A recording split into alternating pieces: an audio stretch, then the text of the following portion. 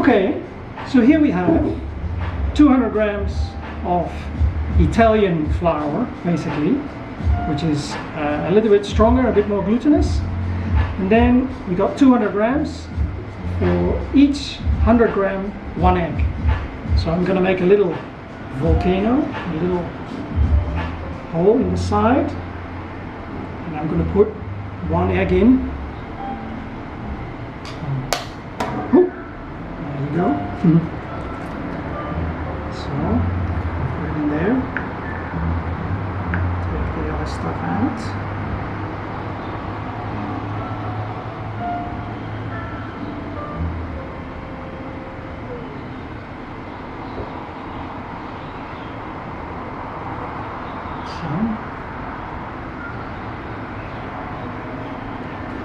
And now I'm going to take the egg and just mix it in. See? Mix it in. There's the egg. Yolk. See?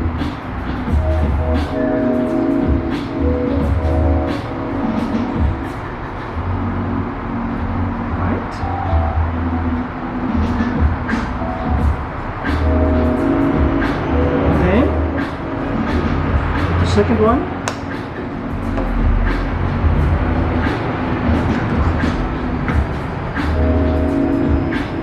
So this one, mix it with the flour.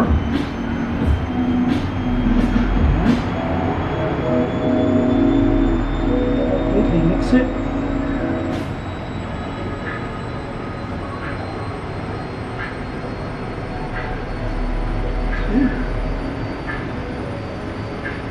All the flour gets wet by the egg.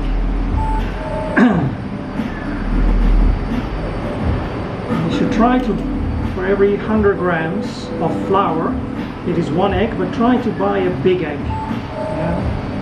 And because there are some differences. And you see now the nice yellow already coming from the yolk. And that is also where the pasta gets his kind of golden yellowy color from. Yeah? And now it looks a bit dry, but I'll tell you it will all go well. Yeah. Beautiful color. Yeah, and before you do this, of course, you have washed your hands. Otherwise, you get all this dirt in the pasta. That's not what you want. So it's a little bit sticky still, but that will go away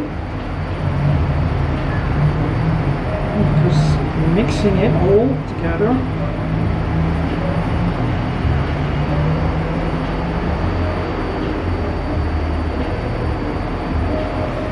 Until it becomes a nice ball. Just fingers. See? Scrape everything off the table. Now your workplace. So now we work the dough, because in the end you want your pasta to be a bit strong and elastic. If it's not, then it will break. Yeah? And that's not what we want. So you see, comes a nice, I can grab all the flour from the table. Yeah.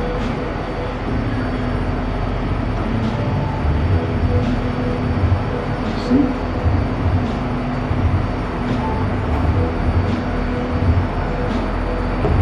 Still a little bit. See, it's not yet smooth, so you have to continue a little bit.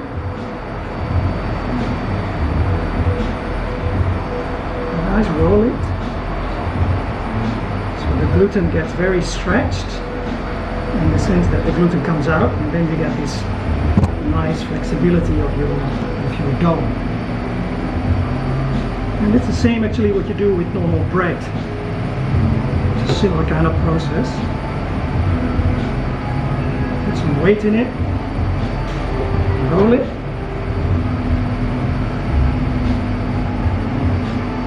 See? It becomes a very nice little roll.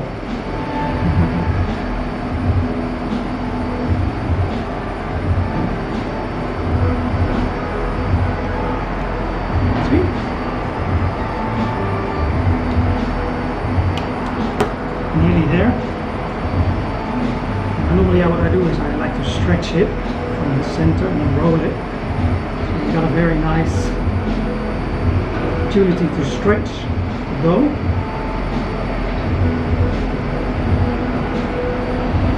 And I put it together again.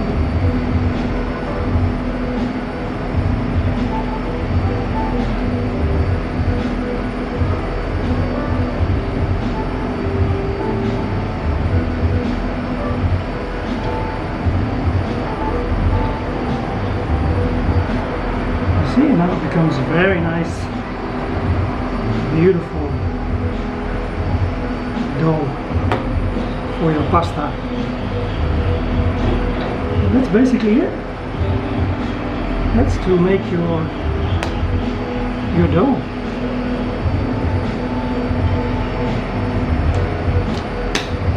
There you go. Okay, what we do now is we put some flour in a bowl. Yeah, the same flour as what we used for the dough, but normally I like to use the semolina, which is because it's a bit more coarser and it doesn't stick so much. But because the dough is still a little bit sticky, so we leave it now and we mix it a little bit with the dough. Yeah, and this, as you can see, this we leave in the fridge for maybe maximum half an hour. That should be enough. Just to let it rest a little bit. Okay?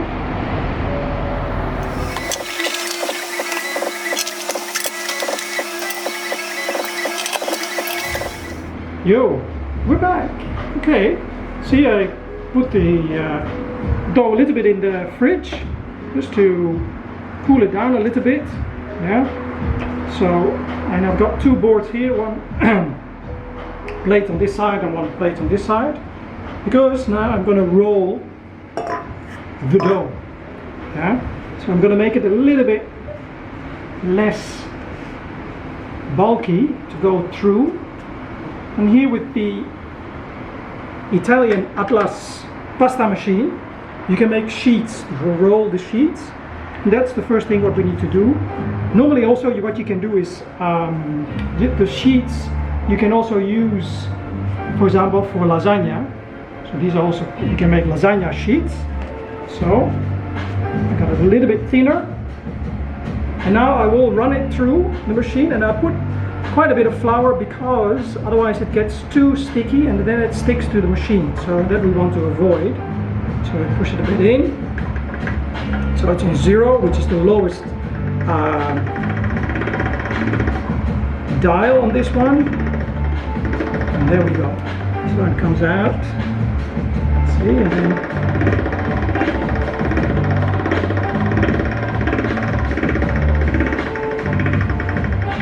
see, and that is the first sheet.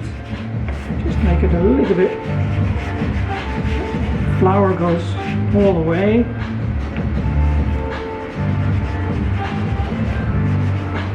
Right. So on this side, so otherwise you get too much lumps. Just get the flour evenly.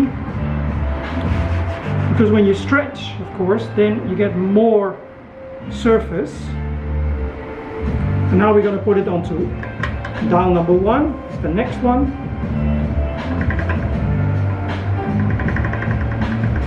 You see?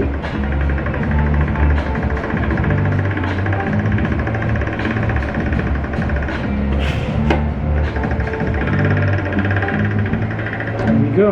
So you see, it's already twice the length of what it was.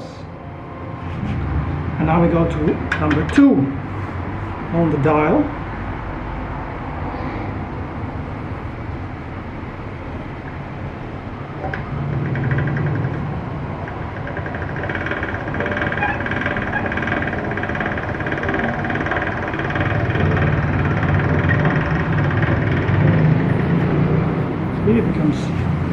longer and longer. See? And normally what I do is, now when I see that it gets so long, it's very difficult to handle. So what I do is I cut it into two. So here I got actually cutting for bread actually. So what I'll do is I just cut it into two so that's easier to handle. So this one I put aside. And then I continue with this one, then it's easier also to handle. So now we go to number 3 on the dial.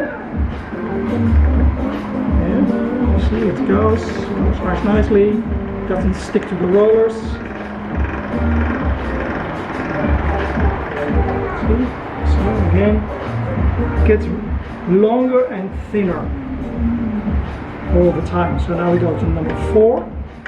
Because this time I want to make tagliatelle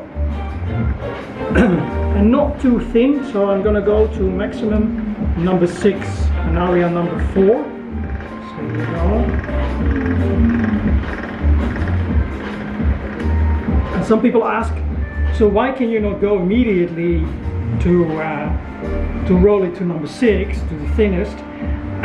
It doesn't work because you press too much and then it has a big chance of breaking, because it's very important that it still stays glutinous or stretchy. So now in number 5, and it becomes also already thinner and thinner, as you can see.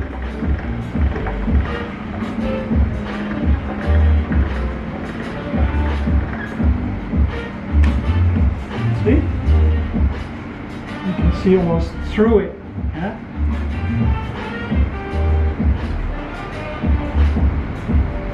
So now we go to the final one, number 6, before we go into make some pasta, some tagliatelle. So now it's number 6, this is the thinness I want. So here we go.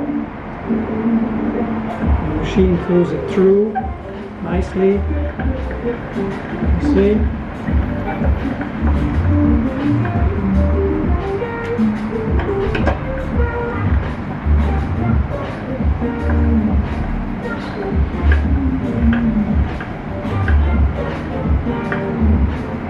Right, so here you go. See? That's now the sheet which I made. It's quite long. Anyway, now I'm gonna start with the tagliatelle to make. But again, I'm gonna cut this into 2 because otherwise they become too long and you cannot handle this. So I'm gonna cut this one as well into 2. There you go. Put this one aside. So right here. And here I have the machine to make either so normal pasta or here tagliatelle, which is wider. Yeah? So this is like spaghetti. This is tagliatelle. Tagliatelle is the wider version. So put it on here. So put the roller in, and it's the same principle. But now I'm cutting it into smaller pieces. The machine is going to do that for me. So I'm going to put it in here. And then slowly it should roll. And then underneath you should see. Have a look, please. With your camera, you see the pasta coming out. The tagliatelle is coming straight. It's easier.